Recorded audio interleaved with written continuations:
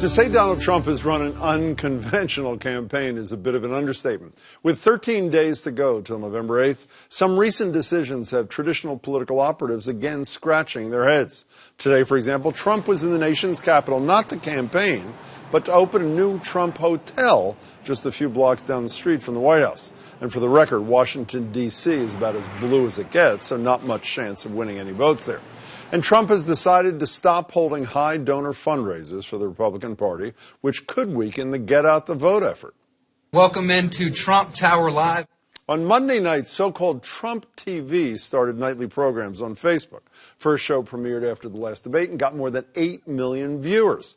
It's feeding conjecture that Trump plans to launch a full-blown news channel after the election, assuming he loses. Are his actions fueling the notion that he's already looking beyond Election Day? Is that premature? Consider the latest poll out of Florida, one of the key battleground states. He's now got a 2-point lead over Hillary Clinton. Joining me to discuss the Trump strategy, or even if there is one, are Leah Wright-Riguera, an assistant professor of public policy at Harvard School of Government. Good to see you again, Leah. And Dan Primack, former senior editor at Fortune, to be announced where he's going to be next. Good to see you next soon. So, hotel opening, end of fundraising. Is this a sign of a candidate who thinks he's losing, or is this just unconventional Trump being unconventional Trump? All of the above. This is about a man who wants to burn the Republican Party down, who has no love for his opponent, and also I think wavers between this fear of losing and embarrassing himself, but also is oddly confident in places where he should not be. You know, my initial thought was that I'm losing, I got to set up my business thing. Yeah. But then remember, he was at that golf course in Scotland the day after Brexit when he was actually doing pretty well in the campaign. He was, so it's not possible. This is just what he does. I think this is what he does. Look, he had after he left Trump Hotel in D.C., he flew down to Florida and had at least 1 or 2 events today also. And I think, you know, for him, he believes perhaps in part that doing the thing in Scotland, doing the thing in D.C. is reminding people that, from his perspective, I'm a successful businessman. You know, look at this beautiful hotel. Elect me. I'll make D.C. look like this. Well, you know, one of the words I hate that I don't know why I'm using it. Let's talk about his brand for a minute. You know, on one level, we've all read these stories ad nauseum about this hotel in D.C. It's about the only hotel that is not booked into infinity. He's not doing well. They're low in the rates. On the flip side, the revenue raising at places like Mar-a-Lago, the resort down there, and last year have gone up from 16 million to 30 million during the time he's running. So what is the verdict on the brand issue? Is this helping him or is this hurting him? I think in the long term it hurts. And first of all, it's hard to tell. Kind of like Trump's personal finances, we don't really know. It's a privately held company. But that said, you know, most of Trump's, particularly the golf courses and the hotels, these are high-end places. These are places that cost a lot of money. They're for affluent people. If you look at the polls, the place where he struggles the most demographically is with affluent people. So I think I don't think it can help if he ends up kind of launching some other sorts of businesses more mid-range. It could be a benefit. That's kind of where his voters are. You where he is on this?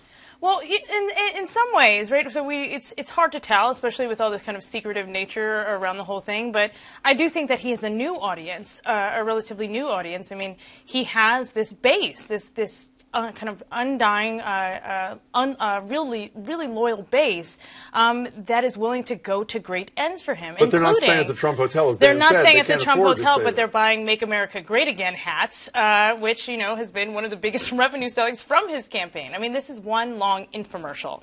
We saw that up front, and we're seeing it again now. You know, there's a Trump TV thing, which I thought was semi-ridiculous, and now I think it's more real. I mean, everybody knows on the night of the debate, well, I didn't know until the debate was over, on Facebook Live, they went up 8 million viewers. Then they launched this thing I mentioned a minute ago, 6:30 at night, same time as the network newscast, I should say. 6:30 on Monday night, 1.5 million viewers. That's not nothing, considering very few people knew about it. It's not nothing, but it also it made cable access look like, high-end network news. I mean, it looked well, it looks like Wayne's World. It did looks look like Wayne's World. And the big question with it is Roger Ailes still with him? And there are reports that Roger Ailes and him have had a breakup. If Ailes is still with him, then it's a real thing. If Ailes isn't, he doesn't know how to launch. Why do you say that? Because I happen to say I agree with Leah. Maybe he doesn't have that wealthy constituency, high-end constituency one once had, but there is Trump or die constituency that are committed to this guy. It doesn't matter what he does, what he says, they love him. The more others hate him, the more they love him. There is, of course, the kind of the hard, I don't even want to call it hard right, but kind of the Trump right part.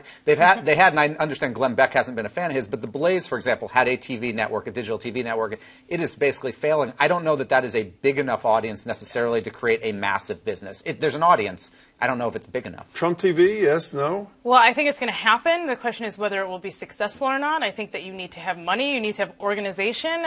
It's questionable if he has the money. He definitely does not have the organization.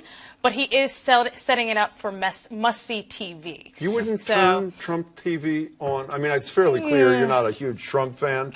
You wouldn't turn. You wouldn't go to Facebook Live to see it? For research purposes. But I think, there is entertainment value, but that entertainment value can only carry you so far. I mean, he's really positioning himself as the alt-right to Fox News, and even that is...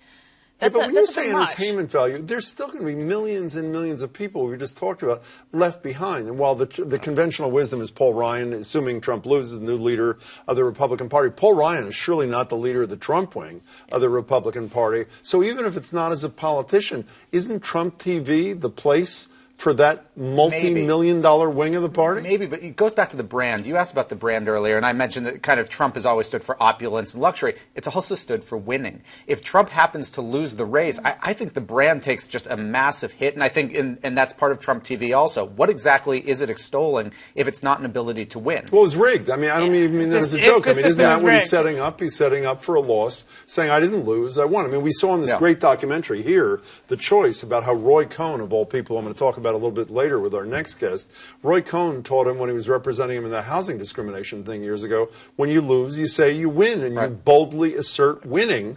And it's so clear that he learned a lesson that he will continue to advance, even if he loses on November 8th, isn't it? Yeah, well, I'm just waiting to see if Sean Hannity breaks his contract and Lou Dobbs breaks his contract and they go and join Trump TV, right? So, and give it a little bit of that but where do those people right-wing alt power. Let's assume they don't go to this. We don't even know if there is going to be a Trump TV. It may be an ephemeral thing. Just where does that, who's their leader? It's not Sarah Palin. I don't think it's Newt Gingrich. I don't think it's Rudy Giuliani. Who's the leader of that wing of the Republican Party should Trump not be president of the United States, Leah? Well, I think we're seeing people, we've seen a cross-section of Trump Republicans emerge in these congressional races who have, for the most part, really been blown out of the water, but who still exist, I think, and really, if anything, what the 2016 election has asked of us is who's going to be the next politician who comes along with a little bit more polish than Donald Trump, but who is saying the same thing and leading the same people. Who is that person, do you know? I don't think that person exists right now. I mean, if you look at Trump's big surrogates, right, who are often the people who take that mantle, it's Rudy Giuliani, it's Chris Christie. These are not clearly the future. I think it is as you said, it is a movement probably without a leader. It's nice to see you. Always good to be here. We'll be watching Trump TV. Good to see you, Dan. Take care. Good luck with your venture.